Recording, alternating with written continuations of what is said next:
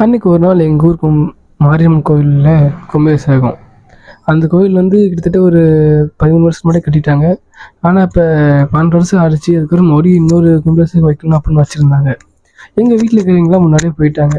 நான் வழக்கம் போல் லேட்டாக குளிச்சுட்டு பொறுமையாக அங்கே கோயிலுக்கு போயிட்டே இருந்தேன். கரெக்டாக நான் போகிறப்ப பார்த்தீங்களா, கோவிலில் தீர்த்தம் தெளிக்க ஆரம்பிச்சிட்டாங்க.